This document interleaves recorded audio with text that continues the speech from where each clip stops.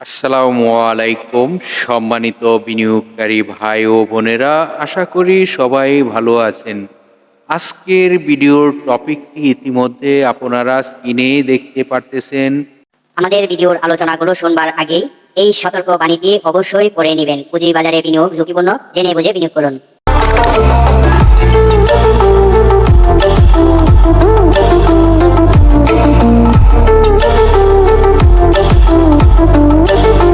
আজকের ভিডিওর টপিকটি আপনারা ইতিমধ্যেই দেখেছেন, একটি ব্যাংকের স্টক কেমন হবে।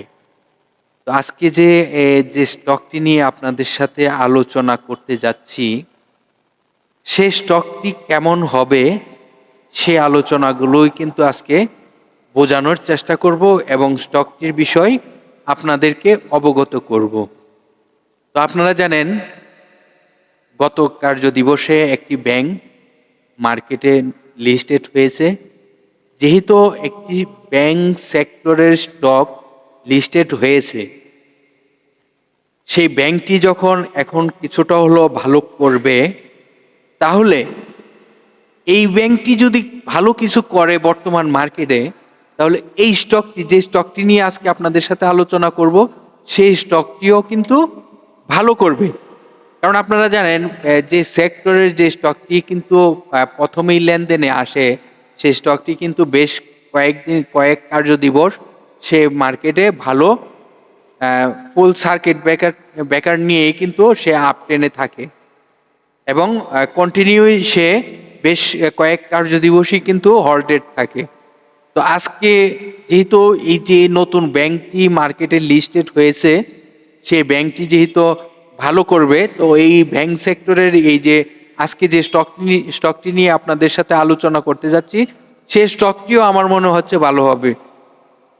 আর যে স্টকটি নিয়ে এখন আপনাদের সাথে আলোচনা করতে যাচ্ছি, সেই স্টকটি কিন্তু কারেকশনে রয়েছে এবং কারেকশন এখনো হচ্ছে। জানাবো স্টকটির সাপোর্ট কোথায়, রেজিস্ট্যান্স কোথায়, জানাবো স্টকটির পুরো আলোচনা আপনাদের সাথে। আলোচনাটি মনোযোগ দিয়ে শুনতে হবে, তাহলে বুঝতে পারবেন এখানে কি বিনিয়োগ করা সঠিক হবে কিনা। তো চলুন, যে স্টকটি নিয়ে আলোচনা করতে যাচ্ছি, সেই স্টকটির নামটি জানি, IFIC bank limited. IFIC bank limited কোম্পানিটির ন্যাব রয়েছে কত, ন্যাবটি আপনাদেরকে দেখানোর চেষ্টা করি। এই প্রতিষ্ঠানটির ন্যাব রয়েছে 18 টাকা 82 পয়সা। এটি হলো পার শেয়ার সম্পদ মূল্য। এই কোম্পানিটির একটি শেয়ারের সম্পদ মূল্য 18 টাকা 82 পয়সা। স্টকটির প্রাইস কিন্তু 12 টাকা সামথিং রয়েছে। তো জানাবো এই স্টকটির সাপোর্ট কোথায়, রেজিস্ট্যান্স কোথায়। এই স্টকটির সাপোর্ট হলো বর্তমান প্রাইস থেকে তার সাপোর্ট হলো 11 টাকা 90 পয়সা। কোম্পানিটি যদি বর্তমান প্রাইস থেকে ভালো কিছু করতে হয়, তাহলে তার একটি রেজিস্ট্যান্স রয়েছে, যে রেজিস্ট্যান্সটি ব্রেকআউট করতে পারলে স্টকটি ভালো করবে। তাহলে আমরা এখন দেখব তার রেজিস্ট্যান্সটি কোথায়। এই যে আপনাদেরকে সাপোর্ট যে টাইপ করা রয়েছে, রেজিস্ট্যান্সটিও কিন্তু আমি টাইপ করে রেখেছি। এই কোম্পানিটির রেজিস্ট্যান্স রয়েছে 13 টাকা 20 পয়সা। এই রেজিস্ট্যান্সটি ব্রেকআউট করতে পারলে স্টকটি আরও ভালো প্রাইস করবে। অবশ্যই এই স্টকটি 13 টাকা 20 পয়সা রেজিস্ট্যান্সটি ব্রেকআউট করতে হবে, তাহলেই কিন্তু স্টকটি মার্কেটে ভালো প্রাইস হবে। তো স্টকটি আপনারা জানেন, প্রতিটি ব্যাংক সেক্টরেই কিন্তু বিগ পেট আপ ক্যাপিটাল, এই স্টকটিও কিন্তু অনেক শেয়ার সংখ্যা। তো স্টকটি যদি 1 টাকা করেও প্রফিট করা যায়, তাহলেও কিন্তু অনেক টাকা প্রফিট হবে। তো আমি মনে করি যদি 13 টাকা 20 পয়সা ব্রেকআউট করতে পারে, তাহলে স্টকটি কিন্তু আরেকটি নতুন ভালো প্রাইস হওয়ার সম্ভাবনা থাকবে। তো জানবো এখন এই কোম্পানিটির টোটাল শেয়ার সংখ্যা কত। আমরা টোটাল শেয়ার সংখ্যাটি কোম্পানির নাই জানি। বর্তমানে পাবলিকের হাতে কত পার্সেন্ট রয়েছে, পাবলিকের হাতে পার্সেন্টেজ রয়েছে 38.18%। তাহলে 38.18% পাবলিকের হাতে টোটাল শেয়ার সংখ্যা রয়েছে 69,79,07,316টি শেয়ার রয়েছে পাবলিকের হাতে। আবার আরেকটি বিষয় আপনাদেরকে দেখানোর চেষ্টা করি, এই কোম্পানিটির কিন্তু ডাইরেক্টরের থেকে গভর্নমেন্টের হাতে কিন্তু শেয়ার সংখ্যা বেশি রয়েছে। এই স্টকটি গভর্নমেন্টের কিন্তু বিনিয়োগ করে রেখেছে। তার 32.75% হলো গভর্নমেন্টে এই স্টকটি ক্রয় করে, গভর্নমেন্টে তাদের ইনভেস্ট করেছে এই স্টকটিতে। তো আসলে যেহেতু গভর্নমেন্ট এখানে বিনিয়োগ করেছে, তাহলে স্টকটি ভালো হওয়ার সম্ভাবনা দেখা যাচ্ছে। তো স্টকটির আপনাদেরকে বোঝাতেই পারলাম যে স্টকটি কেন আমরা আপনাদেরকে সাজেশন করলাম। এই কোম্পানিটির আরও কিছু তথ্য আপনাদেরকে দেখানোর চেষ্টা করব। এই কোম্পানিটি আপনারা জানেন ডিসেম্বর ক্লোজিং হওয়াতে তার 3টি আর্থিক প্রতিবেদন প্রকাশ করা রয়েছে। ফার্স্ট কোয়ার্টারে তার আয় রয়েছে 35 পয়সা, সেকেন্ড কোয়ার্টারে আয় রয়েছে 25 পয়সা, থার্ড কোয়ার্টারে আয় রয়েছে 12 পয়সা। তাহলে টোটাল তার 9 মাসে আয় হয়েছে 72 পয়সা। তো কোম্পানিটি আপনারা জানেন বাংলাদেশ পুঁজিবাজারের তালিকাভুক্ত হয়েছে 1986 সালে। 1986 সালে বাংলাদেশ পুঁজিবাজারের তালিকাভুক্ত হয়।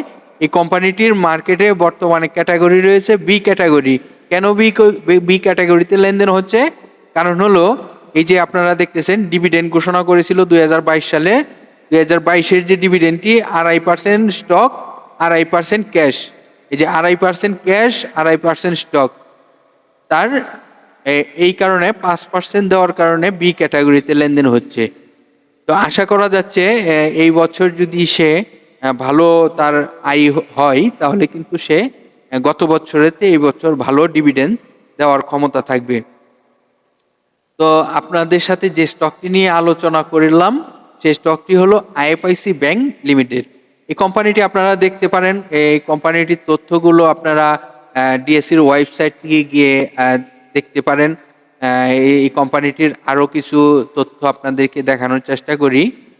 এই কোম্পানিটির এটি একটি ভালো গুণ রয়েছে, তার শর্ট টাইমের জন্য কোনো লোন নেই, লং টাইমের জন্য লোন রয়েছে স্টকটির।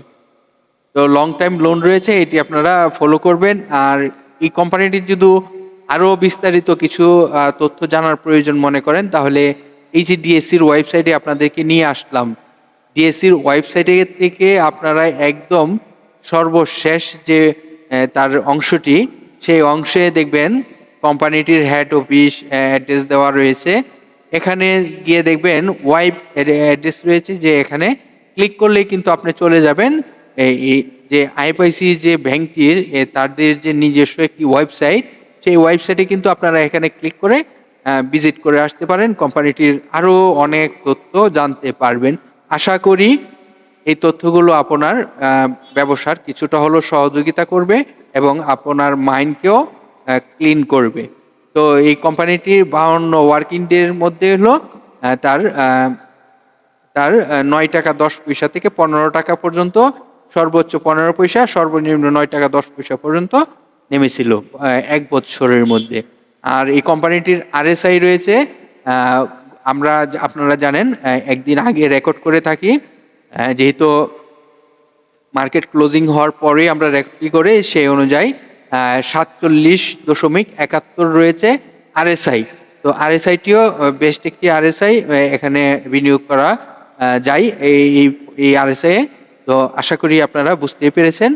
ধন্যবাদ সকল বিনিয়োগকারী ভাই বোনেদেরকে ধৈর্য সহকারে পুরো ভিডিওটি দেখার জন্য অসংখ্য ধন্যবাদ। ভিডিওটি আপনার কাছে ভালো লেগে থাকলে বিভিন্ন সোশ্যাল মিডিয়া প্ল্যাটফর্মে আপনারা যুক্ত রয়েছেন, শেয়ার করে অন্যদেরকে শুনবার সুযোগ করে দিবেন।